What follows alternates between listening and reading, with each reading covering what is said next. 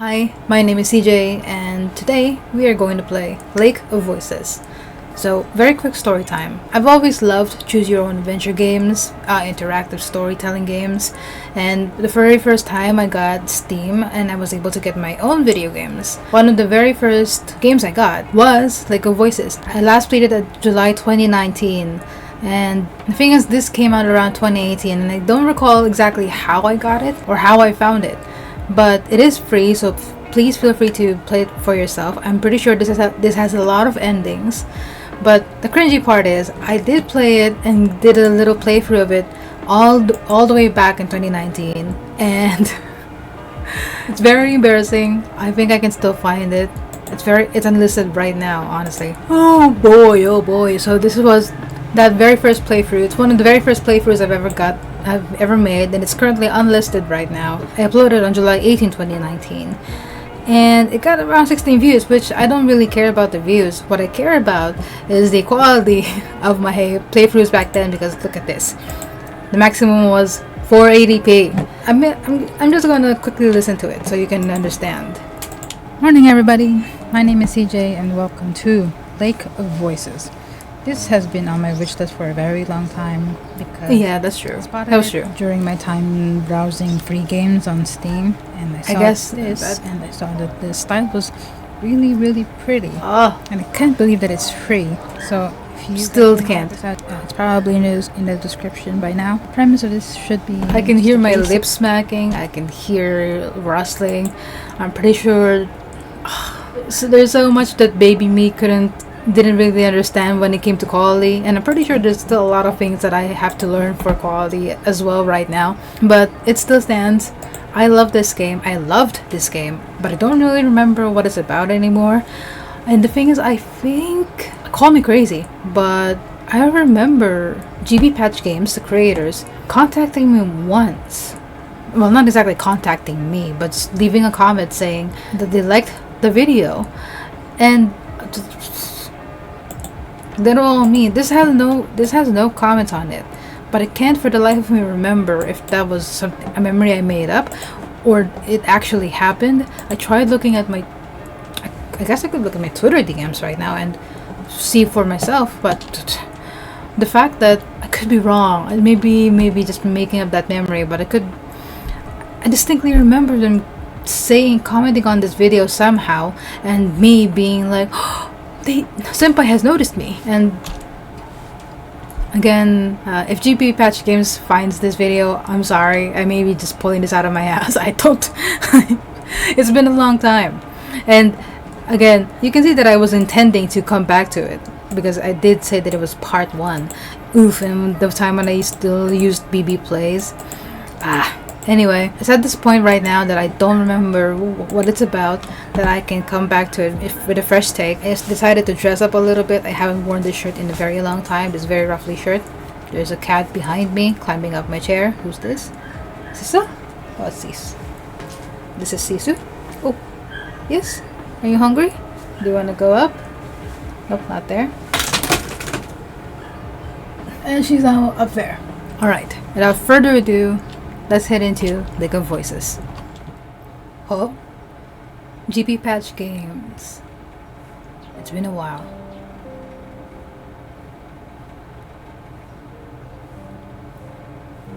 I have so much more to appreciate now. Like, for one, look at this art, and for two, look at this. Listen to this music.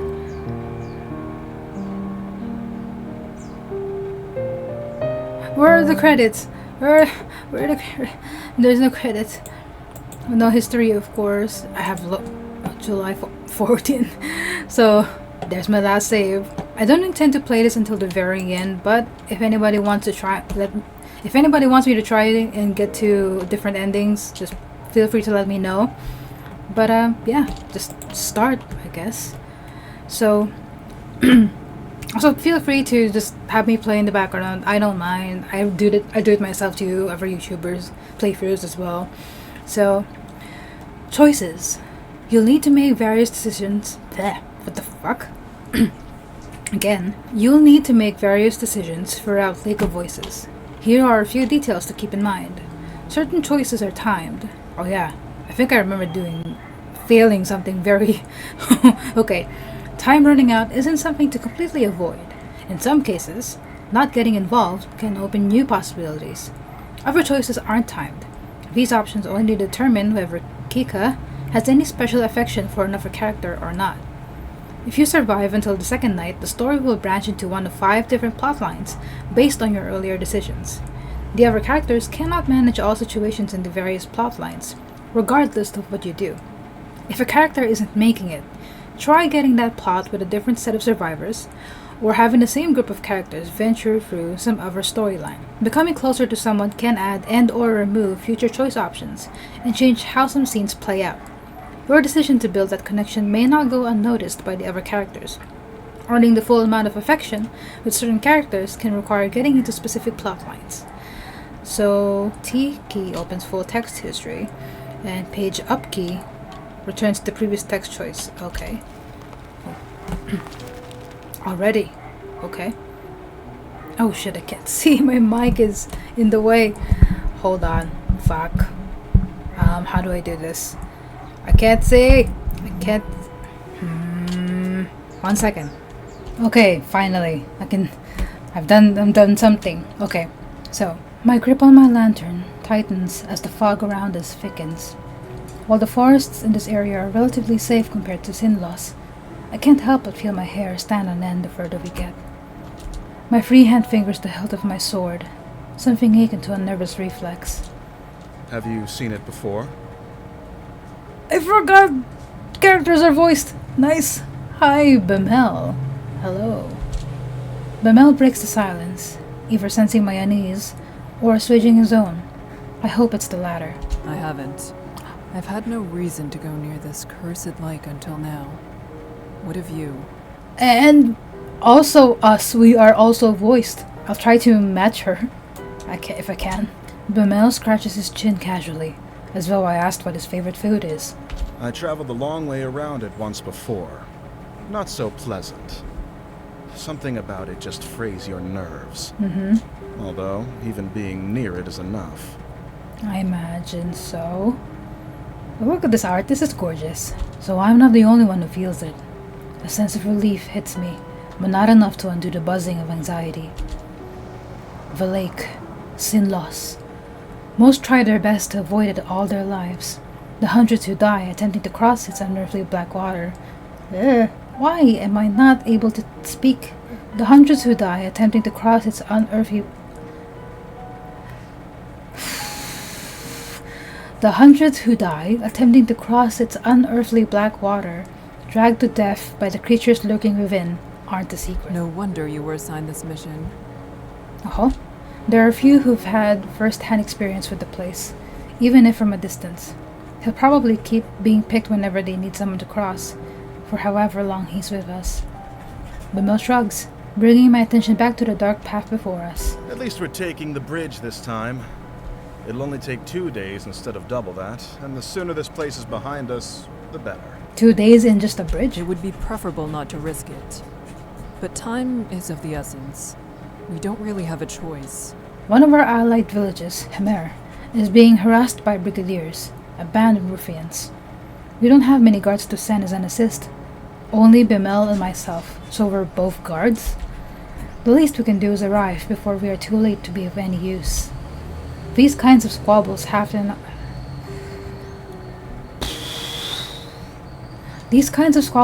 often, but have to be put down lest they turn into a blood grudge or all-out war.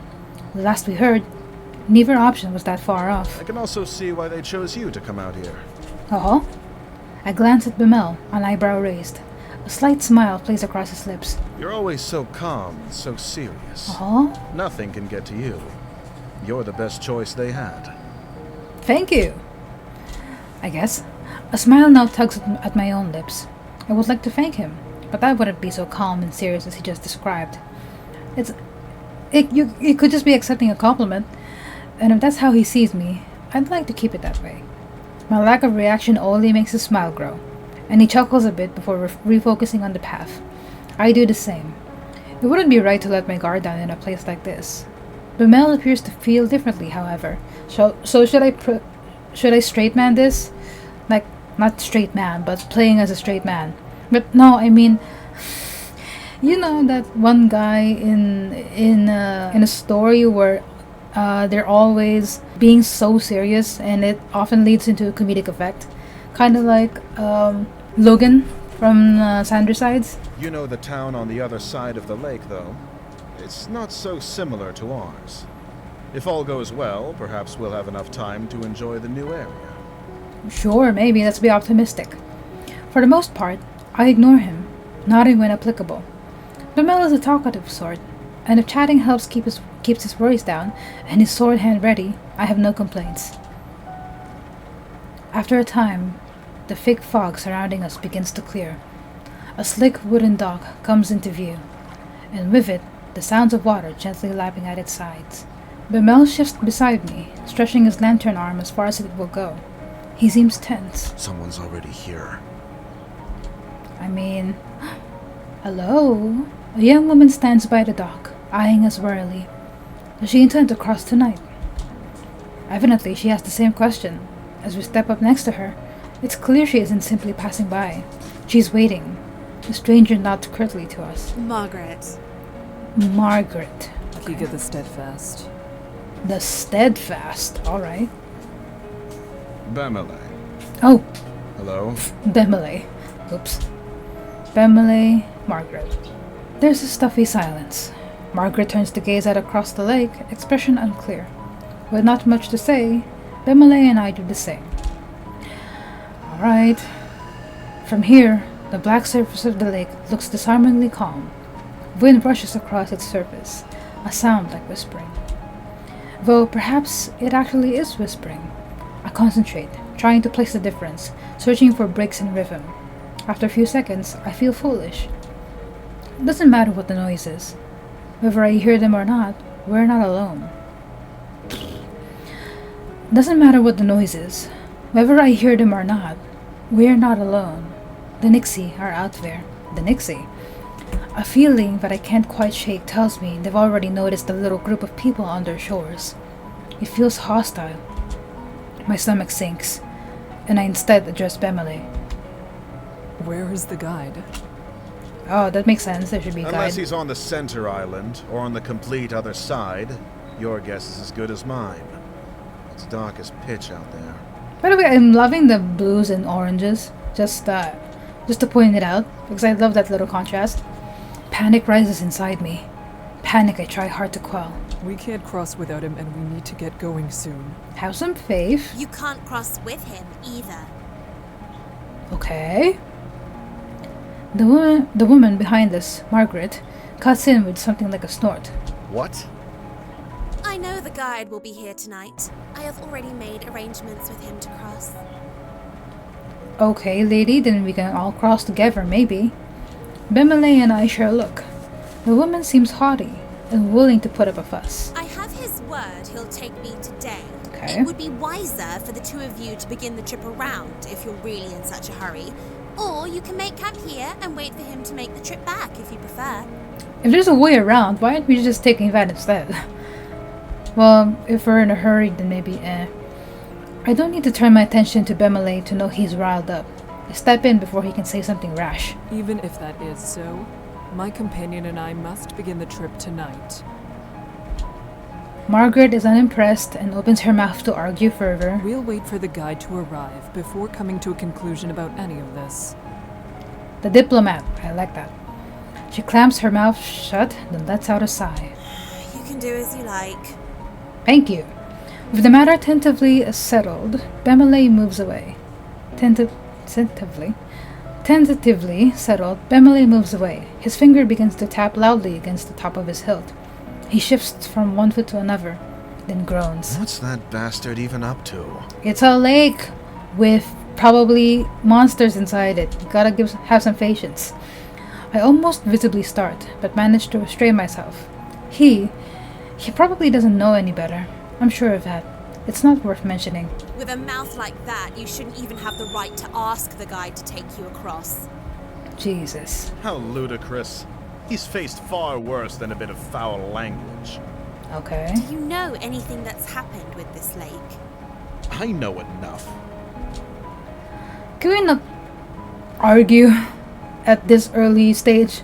Margaret is clearly not convinced, but she shrugs and makes a show of turning her back to him. The guide's father is Garvin the Exemplar.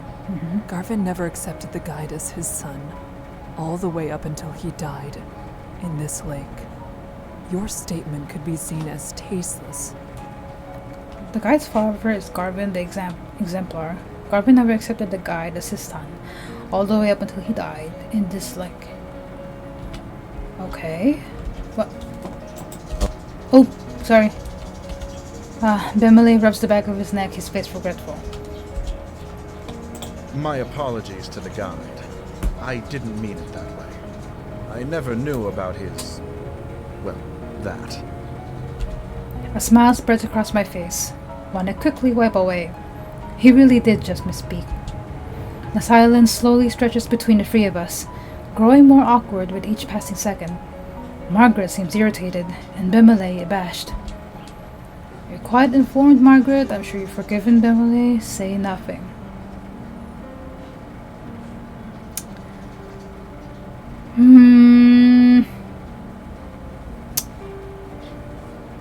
Okay, so the way I want to, I know there's romance options, but the way I want to play this is how I would naturally go for things, and I want to see who I would emotionally be attached to first. Well, for now, I don't want to be on Margaret's bad side. We don't need enemies at this early stage, so it pays to, I guess, invest on her for a little bit. So let's go. You're quite informed, Margaret. It's been years since the time of Garvin the Exemplar. It's impressive you knew. Margaret smiles, lifting her chin into the air. The over-exaggerated action is somehow pleasant rather than belittling. She's so much happier than I had anticipated. Yes, I do like to stay informed. And you knew too. Good. This lake shouldn't be allowed to swallow even history itself. I'm starting to remember now what she reminds me of. Hermione Granger. My town, the one where I was born at least, was also Garvin's hometown. Okay. I was very young when he passed. The entire village went into mourning. But he didn't accept his own son as his son. People broke down crying in the streets. I'll never forget it. He meant much to everyone who knew him. That's still sad, though. Oh, I have no such connections. I merely read about it. That's okay. She pauses, seeming to scan the air in front of her for something to say. I'm sorry for your loss. It's all right. Thank you. I was about to say thank you. My town may have taken pride in Garvin the Exemplar and what he achieved, but we weren't the ones who lost the most. That would be his family. We each remained locked inside our own thoughts, not another word passing between us. Okay, there he is. Eventually, a small light appears on the bridge ahead, gently swaying through the foggy air. It gets closer and closer, until it becomes apparent it's a figure carrying a lantern. Cassie is behind me. Cassie? Cassie? Hey? That's why I leave my bed sheets just there, because they love lying on it, sitting on it, sleeping on it. Eventually, a small light appears on the bridge ahead, gently swaying through the foggy air. It gets closer and closer, until it becomes apparent it's a figure carrying a lantern. That must be the guide. Although I can't shake the ghostly aura it gives off. The figure steps onto the shore, but we wait for him to approach us instead of going to meet him. None of us are sure how close to the waters we can get before it is no longer safe. Oh, look at those eyelashes. Okay. He stops in front of us and simply stares. Are you the guide of Sinlos? Look at that coat. Are you the guide of Sinlos? Okay. The man nods. He has a sharp face and weary eyes. Well, that's grand. We would like an escort across the lake. Look at that stick. Bemele motions to the two of us, and Margaret approaches, a strained smile on her face. Hello, it's good to see you again. I'm ready to cross, as we've agreed upon. If Margaret has come before us, it only makes sense that she'd be prioritized, but at the same time, we're on official guard duty. The guy turns to face her as well, face remaining unchanged. It must not be a lie. He would have had to say something otherwise. She really does have preference to travel with him. That's a problem. Is there a way we can all begin the trip tonight? Yes, I will allow all 3 of you to go. But with that many, at least one will die before we reach the other side. Not on my watch. I furrow my brow. It's a disturbing addendum, and one offered with little emotion attached. Bemele glares back, asking without asking what we're supposed to do with such circumstances. You should go around. I mean, if the guide says so, we honestly should just go around. The sentence hangs in the air, the second half unspoken. If you want to live. We don't have time for that. There are people counting on us for protection. Why does she need to go? I mean, Bemele. He jerks a finger at Margaret, whose face contorts with anger. I don't need to explain myself to you. My journey has already been put off once, and I was promised I could go today. I will be going under any circumstances. I mean, she meets Bemele's eyes with a gaze of steel. He starts to speak and she cuts in. An extra day or two shouldn't be that much of a problem for you. Well, now... Whoever you're meeting can surely wait such a tiny amount longer.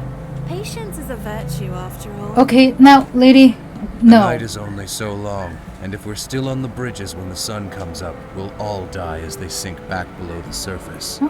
If you don't decide soon, no one will be going. Wait, so if we're still on the bridges when the sun comes up, we'll all die as they sink back below the surface. Oh, the tides, the tides. Okay, gotcha. The guide is dispassionate, stoic. I would almost feel something's wrong with him if I didn't share the trait myself. Bemele pulls me to the side, jaw clenched tight. That woman isn't armed. Bemele! His voice is low. He darts a glance at Margaret. We can easily get her to back off if we make this into an actual fight. After all, we have to go tonight, yes? If one of us really is to die, it'll be her. Would staying be a worse fate than her death? I mean, that is true. But to use violence, frighten her, is not the way, my guy. I stare at the dock, refusing to meet Bemele's eyes, and try to keep my voice as level as possible. We don't know her situation. Yeah. This isn't a decision we can make for her. Exactly. What? Bemele leans in closer, apparently having missed what I said. I remove the sympathy for her in my response when I speak again. The guide won't accept something like that, I assume. Exactly. His face is grim. Then what else do you have in mind? Welp. First of all, you and I cannot split up. Either we both stay, or we both go. That is true. Right. That's not a question. I cross my arms, a hand on my chin. I have full confidence in my abilities and in Bemele's, but there's no reason not to believe the guy knows exactly what he's talking about. So just personally, if I were in a situation, I would rather we wait. I know that we're being rushed, so to speak, but it's still... I would rather have Margaret go and ensure her safety, and us wait, even if it takes another day or so, and ensure our safety. But, I mean, number one rule is you can't save anybody if you can't save yourself. And if I'm going to risk myself in order to help somebody else, it still doesn't feel like if I'm going to go into a situation where there's a high chance I'm going to die, in order to prevent other people from dying, then it's not worth it, I think. If we go, he might not be able to give the group the attention we deserve. That would mean we truly would be putting Margaret's life at risk on top of our own. That's also a thing. We can't risk Margaret's life just because we chose to. So, and we can't presume what her reasoning is. I believe we should go. And I believe you. Bemilay's reply is firm. My steadfastness seems almost weak in comparison to its certainty. He addresses the guide. We shouldn't waste more time. Let's shove off. The guide slowly turns around, without even a nod to show his agreement. Margaret stares at Bemilay and me, something of a resolve in her gaze, and she follows after the guide. At least she didn't insist we stay behind. We should do what we can to protect her. It's our fault she's being put in even further danger. I mean, look at her. She doesn't even fight us. So this is the least we can do. Protect her while Exactly we do my this. thoughts. We will take care of everything. But don't be too arrogant. Maybe I'm being naive, but I have no intentions of letting anyone fall victim to this lake tonight. That too. Those monsters can starve. I guess that's a good... Just be a bit realistic, my guy. He turns to follow via verse across. I will protect everyone on this trip. I will. We will make it through this. Then I step onto the dock and join them. As soon as I step onto the wood, the temperature drops. The light of my lamp shines against the water surface, as reflective as a mirror, until we reach land again. Death is only one small mistake away. We fall into line, with the guide leading the way. Margaret stays close to him, and I behind her, watching to make sure she doesn't slip on the slick, wet wood. Bemilay brings up the rear. Each of us hold our lanterns in front of us, but it does little good. Pause for dog. Above the surface of the lake, it's deathly quiet. No longer is there the whispering wind, nor the sound of water lapping against the shore. It's just our own mismatched footsteps, and the sound of my quickened breathing. My eyes drift back to the lake. Against my better judgment, it's no wonder there's not even the sound of water. With how still the surface is, it seems almost sturdy, with the sheen of a black marble floor. Oof. I've heard the rumors, the intrusive thoughts. What if they just step on it? I've heard rumors the water sin loss is heavier, more difficult to disturb than natural water. That just the weight of its oppressive cling is enough to keep someone down, even without them. Something even darker than the abyss of the lake flickers just below the surface. Or at least, I think it does. I turn my gaze to Margaret's back. It's better to stay focused. Are you pulling up the rear? Fall back a bit. You're following me too closely. Well, the guide is looking over his shoulder, addressing Margaret. I'm sorry. I mean... If someone gets pulled into the lake, they'll instinctively reach for anything to hold on to. Do not let that be you. True. I bet still. Margaret's shoulders rise as she nods with great seriousness. I imagine you being in here for so long alone. That self-preservation instinct must be off the charts. But the instinct to protect someone else, who? Not sure. I understand. Thank you for the advice. He ignores her gratitude. You can speak amongst yourselves if you so choose, as long as you pay attention to where you're going. There is no worth in listening to the sounds out there. If there's anything at all, it'll only be Nixie trying to set you on edge. Okay, I guess that's a good All right. Then, could you tell us your name? You didn't have a chance to properly introduce yourself, and I've only heard you being referred to as the guide. I don't have a name. Jesus. He's facing the front again, his voice as expressionless as before. I have no way of guessing how he feels as he says this. Oh. It's probably not something he wishes to talk about. However, there was something else I wanted to say, so changing the subject is not difficult. Margaret, thank you for allowing us to join you. Yes. Margaret shrugs non-committally. It wasn't exactly up to me. The guide said he would take you. All right. She hesitates, and then she looks tentatively over her shoulder at me. But thank you for saying that. It's appreciated.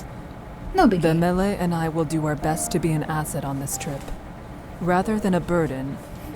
That's nice. I'm not afraid to be out here, though. Still, Didn't say you at were. least with your training, you should be able to take care of yourselves.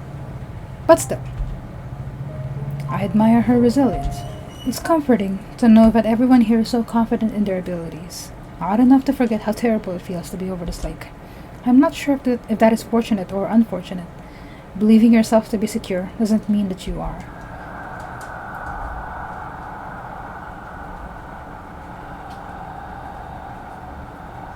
As the conversation lulls, a new sound breaks through.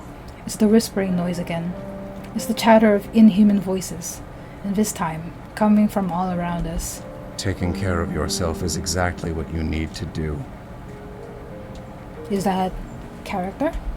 The guide is speaking again, except louder, as if to cover the Nixie's voices with his own. Work to survive at all costs, and hope that everyone around you has enough sense to do the same. That's the only way you'll make it to the other side. Yep, that is the king of self-preservation right there. Margaret nods in response, but I hear a grunt from behind Groups me. tend to go further when they work together to achieve the same goal. That is also true. The guy doesn't say anything in response to Bemele's grumbling either. I'm not sure whether he didn't hear Bemele, or whether he just didn't feel the statements made that thus far are worthy of addressing. I have a feeling it's the latter. He must live a very lonely life. And I'm not saying that to pity him. I'm saying that it's also a fact of like the way he's resilient, but also the way it's affected him. His outlook on life. We go around a large bend in the bridge, part of it forking off to another way. I wonder how the guide knows which one of these essentially identical paths is correct when something in the corner of my eye catches my attention. I believe I saw something over there. Keep walking. No need to worry. Okie dokie. The guide's voice is calm and level. I decide against pressing the issue, not wanting to set everyone even more on edge. What did he say? Perhaps not wanting the conversation to be caught by the guide, he speaks softly, though I couldn't quite hear him because of it. I take my eyes off Margaret ahead for a moment to explain it to Bemele and stop dead in my tracks. Only one word is able to escape me in my stunned state. Behind. Yep. Behind Bemele stands another figure, looming in the darkness. Seeing my face, Bemele grabs the hilt of his sword, he whips around, then staggers swiftly backwards. Several meters away, a crooked, twisted black figure hobbles its way towards us. Some kind of liquid drips off its head, curling around the edges of its face. It almost looks like it's crying. Bemele backs up until he's standing beside me. The figure continues its slow advance, head jerking from one angle to another. What on earth? It's one of them. Yes, Uh-huh. Nixie that stumble across the bridges looking for opportunities. He doesn't even make a sound. The guide is standing next to us. I didn't even notice him approach. The ones that can make it out of the water are generally referred to as prowlers. Prowlers. I had no idea things like that were out here. Is that what Kika saw down the other path? This is a choice. Developers. I am not sure. But okay. The guide says nothing, instead returning to the front of the party. Margaret watches him pass. Her frustration morphs into nervous optimism when something seems to come into her mind. Well, Nixie aren't slowed down much by swords, but at least the light keeps them away. Right? Right? Margaret's hand grips her face tight, and desperation bleeds into her voice. I bite the inside of my lip. Direct light will force it to return to the lake.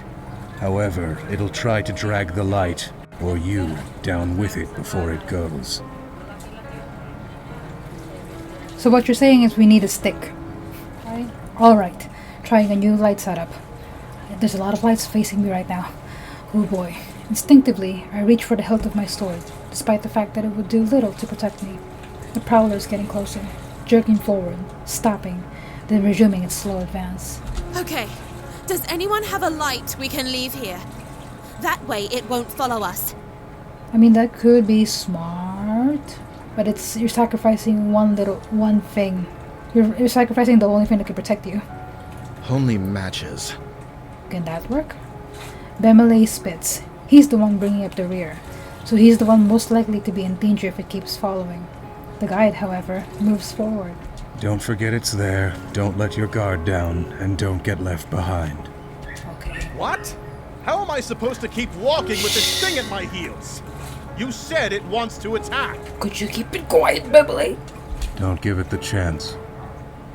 Yeah. Bimele sputters in anger, and the guide summarily ignores him. I solidly grab hold of Bimele's upper arm. Here, I'll lead you like this, and you can keep your focus solely on the Prowler. Make sure it doesn't get too close. Okay, if we're following zombie rules, then maybe we can just avoid it altogether. Bemele eyes the guide with unresolved hostility, but allows himself to softly sigh in relief. He gazes at me with fondness. At least there's someone I can count on. Okay, I guess. Despite the fact I'm going against his advice, the guy says nothing more. It's clear now, but he doesn't give a damn what we end up doing.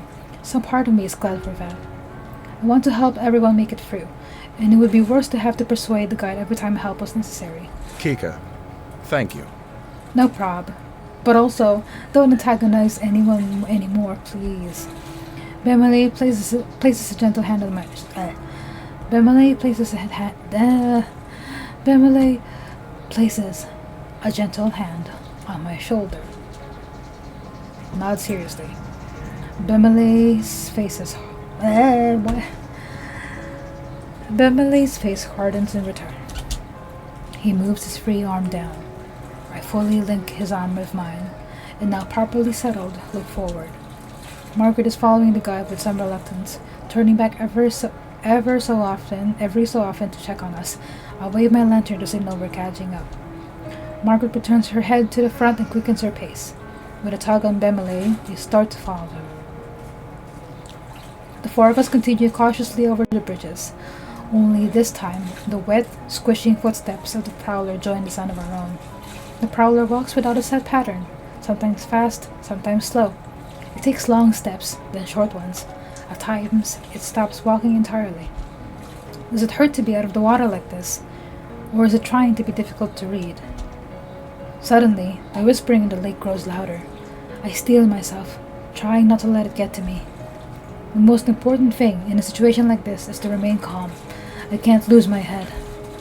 Then, all at once, I notice the guide and Margaret have come to a halt. Bemele, they're stopping.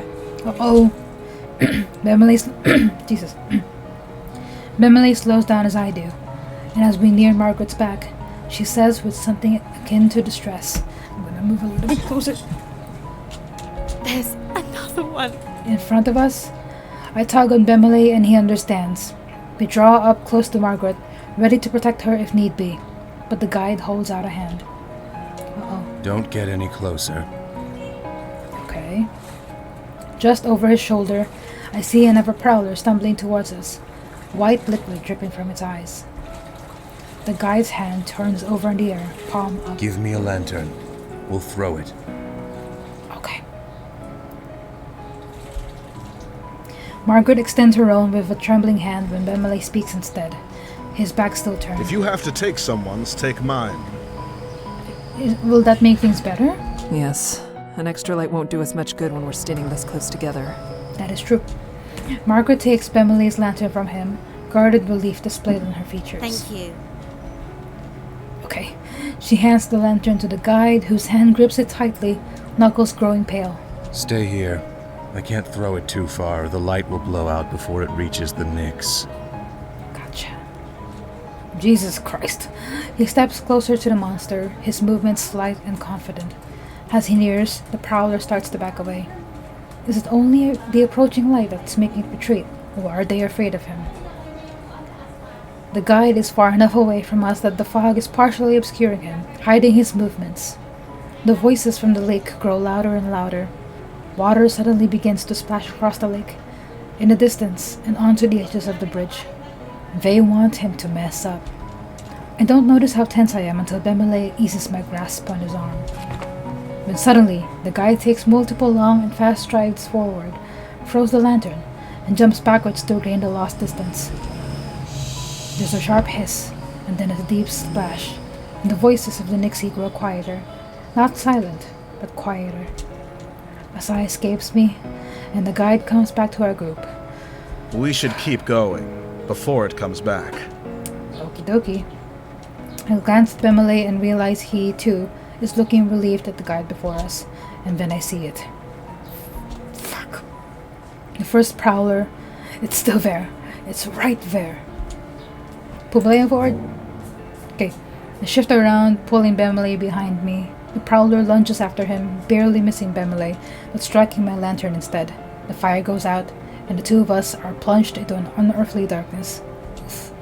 Then, there's a slick splash. I realize the Nyx has retreated into the water. Somehow, Bemele and I are still standing. We're still here. That's another lantern Thank down. you. I can't respond. Something cold, wet, and slimy has grabbed my ankle. Good, kick it off. There! I kick my leg out as fast as I can, and the Nyx's hold slips. I can't pull with the momentum I've gained against it. Margaret rushes to my side, her lantern hanging out towards the Nyx. The light brushes its face. We see it for an instant, its eyes wide, and then it slides back into the smooth surface of the water. I think I messed up a lot there, but with an action scene like that, I imagine it's better to just keep reading faster.